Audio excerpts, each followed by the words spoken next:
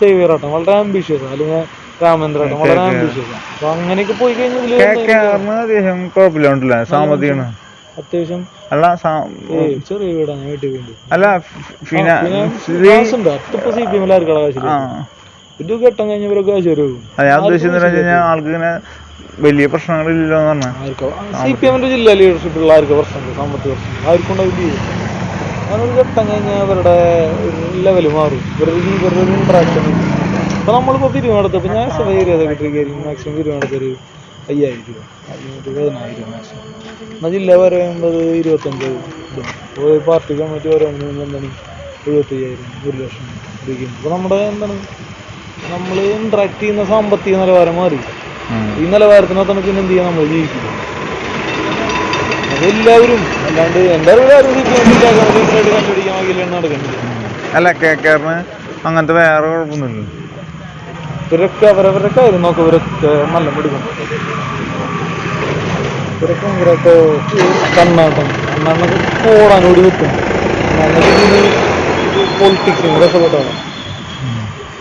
കപ്പലണ്ടിയാണ് കപ്പലണ്ടി കച്ചവടം തൃശ്ശൂരാണ്.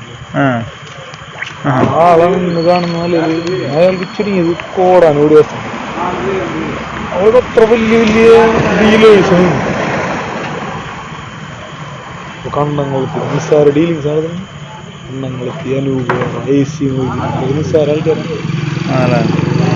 പറഞ്ഞാൽ ജില്ലയിലത്തെ വലിയ വലിയ എന്താണ് അത്ര അപ്പർ ക്ലാസ് ആളുകളുടെ ഇടയിൽ ഇന്ററാക്ട് ചെയ്യുന്ന ആൾക്കാരവരൊക്കെ AC കണ്ണംകുളത്തി. CPM നേതാക്കൾക്കെതിരെ ഗുരുതര ആരോപണമുയർത്തി DYFI തൃശൂർ ജില്ലാ സെക്രട്ടറി ശരത് പ്രസാദ് സംസാരിക്കുന്നതാണ് നമ്മളിപ്പോൾ കേട്ടത്. CPM നേതാക്കൾ ഒരു ഘട്ടം കഴിഞ്ഞാൽ സാമ്പത്തികമായി ലെവൽ മാറുമെന്ന ശരത് പ്രസാദിന്റെ ശബ്ദ സന്ദേശമാണ് പുറത്തു വന്നത്.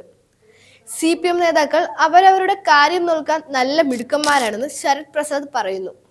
MK കണ്ണന് കോടാനുകോടി സ്വത്തുണ്ട്, രാഷ്ട്രീയം കൊണ്ട് രക്ഷപ്പെട്ടത് MK കണ്ണന്റെ കപ്പലണ്ടി കച്ചവടം ആയിരുന്നുവെന്നും ശരത് പ്രസാദിന്റെ ശബ്ദ സന്ദേശത്തിലുണ്ട്. വലിയ വലിയ ഡീലേഴ്സ് ആണവർ. വർഗീസ് കണ്ടംകുളത്തി നിസ്സാര ഡീലിങ്സ് ആണോ നടത്തുന്നതെന്ന് ചോദിക്കുന്നതും ശബ്ദ സന്ദേശത്തിലുണ്ട്. അനൂപ് കാട, SC മൊയ്തീനൊക്കെ വലിയ ഡീലിങ്സ് നടത്തുന്നവരാണ്. അപ്പർ ക്ലാസിന്റെ ഇടയിൽ ഡീലിങ്സ് നടത്തുന്ന ആളാണ് AC മൊയ്തീൻ എന്നും ശരത് പ്രസാദ് ശബ്ദ സന്ദേശത്തിൽ പറയുന്നു. ഏരിയ സെക്രട്ടറിക്ക് പരമാവധി 10,000 രൂപയാണ് പിരിവ് നടത്തിയാൽ മാസം കിട്ടുന്നത്.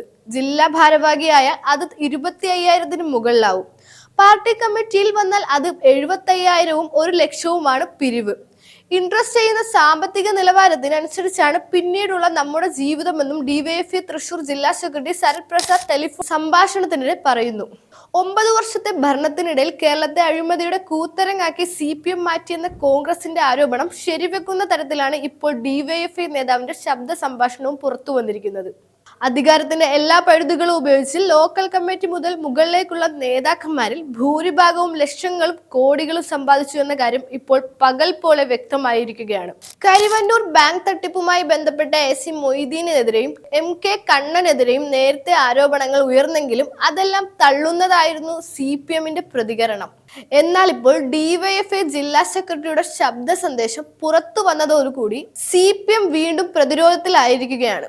SFI ഏരിയ നേതാക്കന്മാർ മുകളിലേക്കുള്ള എല്ലാവരും ഇത്തരത്തിൽ പണം സമ്പാദിക്കുന്നവരാണെന്നും DYFI ജില്ലാ സെക്രട്ടറിയുടെ ശബ്ദ സംഭാഷണത്തിൽ വ്യക്തമാക്കുമ്പോൾ ഇതിനു മറുപടി പറയാൻ DYFI SFI നേതൃത്വം കൂടി ബാധ്യസ്ഥരാവുകയാണ്. കേവലം തൃശൂർ ജില്ലയിൽ മാത്രം ഒതുങ്ങുന്ന ഒരു വിഷയമല്ലിത്. സംസ്ഥാനത്തെമ്പാടും ഇത്തരത്തിൽ വ്യാപക പണപ്പിരിവുകളും തട്ടിപ്പുകളും CPM നേതൃത്വം നടത്തിയിട്ടുണ്ട് എന്നാണ് മനസ്സിലാക്കാൻ കഴിയുന്നത്.